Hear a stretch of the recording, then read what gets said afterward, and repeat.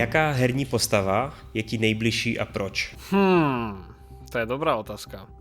Ale rozmýšľam, ty je strašne moc, chápeš? To, co sa nedá tak úplne jednoducho povedať. Povedzme, že dajme tomu, že Minecraft Steve, lebo si proste v stave, kedy nepoznáš svoje okolie, lebo momentálne v tej fázi tej dospelosti sme úplne v unknown territory a akože Minecraft Steve je tomu asi najbližšie. Nice.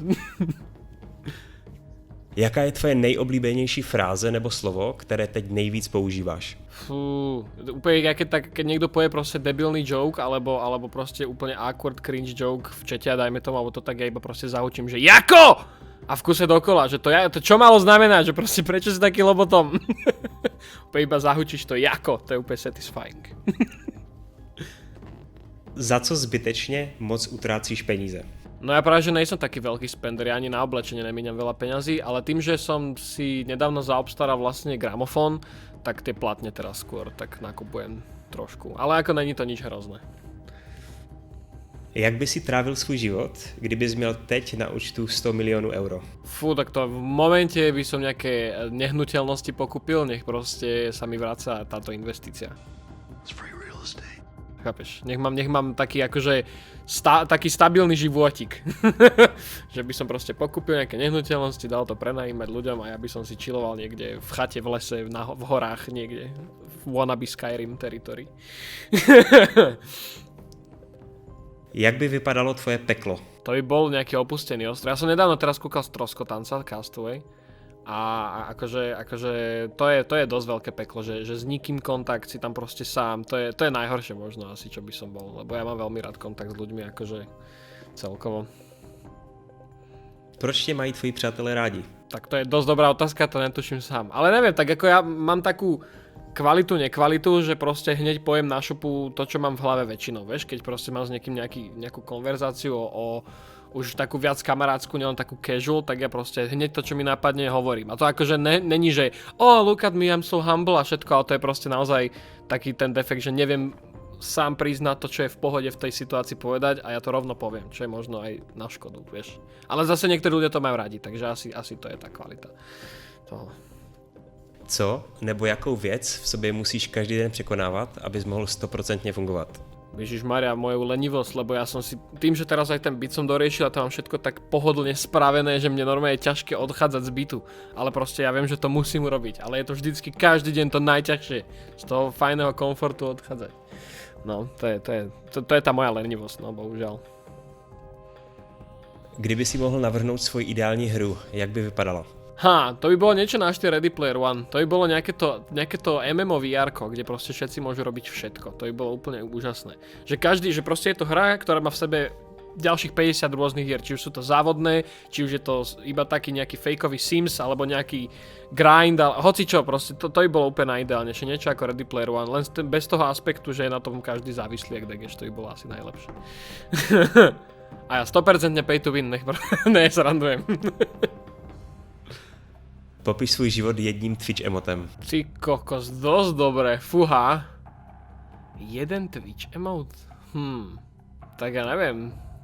Lebo akože môžem to iba tak uhrať, že by to bol strašne, ja neviem, megalul alebo niečo, ale pritom je to mega deep, to môže ísť úplne do všetkých teritórií. Ale v poslednej dobe to je taký tichý cat jam, lebo si iba jamujem. Na všetku. Jak mám aj ten gramofón doma, jak aj si proste už chillujem viac menej, jak teraz bol ten kľud po sviatkoch, tak si iba proste jamujem. Takže momentálne môj život je tichý cat jam.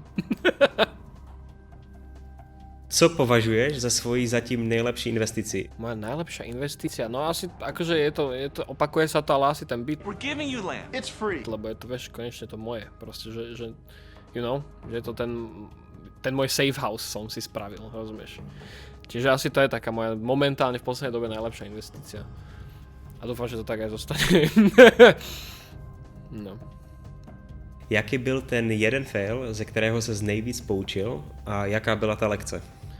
No, najväčší fail bolo určite forsovať sa, dajme tomu, do uploadov videí, lebo bolo obdobie, kedy naozaj ja som fakt proste moje fungovanie životné záviselo od YouTube revenue a robil som všetko preto, aby proste tie videá boli. A nedával som vôbec akože nejaký dôraz na to, aby tie videá boli vôbec fun, len proste som chcel uploadovať a proste boli to aj clickbaity, bolo to čokoľvek, len preto, aby tam bolo to revenue. 10 darčekov, čo by ste naozaj nemali kupovať svoje polovičke drahej. A to je jedna z najväčších chýb, čo som kedy mohol spraviť.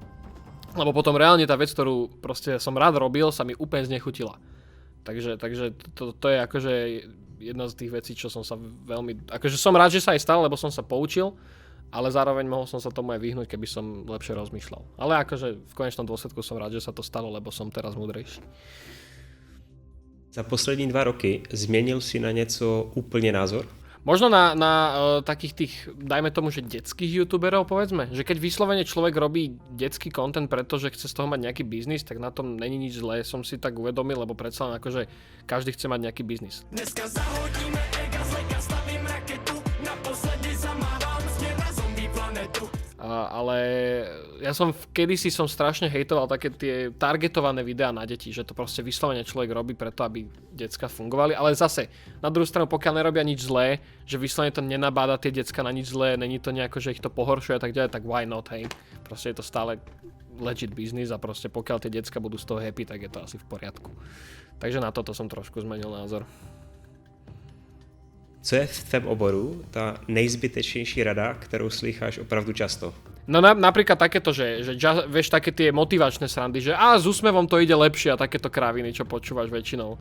Čo ako pritom není úplne najlepší mindset sa forsovať s úsmevom do niečoho, čo má byť hlavne autentické, či už je to streaming alebo práve videá.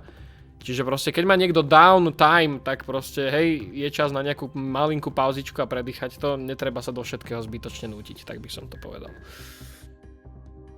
Naučil ses v poslední době na něco říkat ne? No tak na kávu a energetiaky. Dali ti hry něco, co jsi převedl do života? Určite trpezlivosť. Kámo, v živote ťa nenaučí nič viac trpezlivosti ako hry. 100%. Trpezlivosť a určite aj nejaké to kritické myslenie akože v rýchlych intervaloch, chápeš, že ten reaction time sa určite zlepšil. A možno aj tá koordinácia očí a rúk, tým, že proste v kuse máš tú myšku a klávesnicu pod rukami sa určite nejako zlepšila, ale to neviem ako ja využijem, ale určite to tam je. Ale 100% trpezlivosť je prvá vec, čo mi napadla. Čeho nejvíc lituješ? Tak to, čo sme sa bavili aj vlastne z Lily v podcaste, to, čo sa stalo s mojim otcom, možno trošku lutujem, že keby som vedel, čo nasledovalo tomu, čo sa stalo, tak by som možno nejako aj niečo začal riešiť, vieš, len bohužiaľ, no to sa stáva. Jakou jednu věc bys na sobě chtěl změnit? Aby som nebol taký lenivý na banálne veci. Napríklad mne strašne dlho trvá iba vyhodiť smeti. Chápeš? Alebo proste sa donútiť do niečo úplne basic. Umyť riady. No ja napríklad bývam sám a ja proste týždeň pajlujem proste riady. Akože na umývanie. Čiže toto by som... Taká tá fakt, že zbytočná lenivosť, to by som rád odstránil zo seba. Budem na tom pracovať, sľubujem. Představ si, že můžeš streamovat na tom největším billboardu na Times Square. Co bys řekl lidem? Že každý jeden z tých ľudí, čo stojí na tom Times Square, určite má nejaký ten svoj, tiež niečo, čo lutuje, alebo niečo, čo proste ho bolí, niečo, čo mu vadí, niečo, čo ho robí smutným, tak nech sa nebere každý ako nejaká špeciálna snehová vločka, proste sme na rovnaké lodi, nebuďte k sebe dementi. To by som tam možno nechal a nech dajú preč rasizmus, lebo je totálne zbytočný. S tím, co teď víš, co bys poradil svojí o 5 let mladší verzi? No, presne to, že nenaháňať sa. Pred 5 rokmi bolo presne to obdobie, kedy som sa začal naháňať za číslami, čiže nie, kapo. Čísla vôbec, o to vôbec nejde. Čiže sa ukludni, vyčiluj a rob to preto, že to baví a nie pre čísielka. Presne, fakt, teraz to bude 5 rokov, čo som začal ako tak začínal zarábať z YouTube a dokázal fungovať a tam začal ten trošku downfallik, čo trval asi 2,5 roka. Co děláš, když se nemůžeš soustředit, nebo když je toho na tebe moc? Radšej si dám pauzu, radšej naozaj sa ukludním na chvíľu, lebo naozaj ako nutiť sa v takomto odbore, čo robíme my tunak, tak nutiť sa do niečoho je strašne vidieť na tom človeku. A naozaj radšej si dám ten momentálny, alebo teda nie momentálne, a taký ten breathing moment, aby som rozdýchal to, čo ma práve akože štve, alebo čo.